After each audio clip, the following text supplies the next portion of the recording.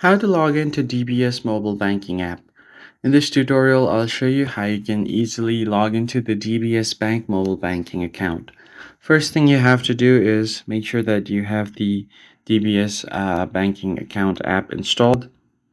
Once you open it up, you will land on the login page directly. It will ask you for your location, so you can allow your location access if you want.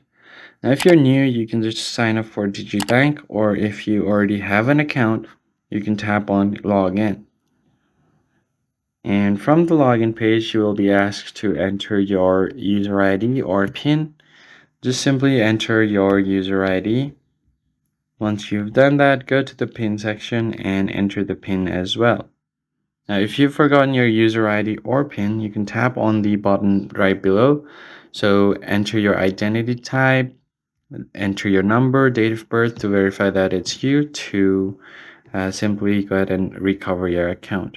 You could also use the fingerprint option to recover your ID as well. Now that's basically it, guys. That's how you simply log into your DBS mobile banking app. If you found the tutorial helpful, hit the like button down below and subscribe, and I'll see you guys on the next one.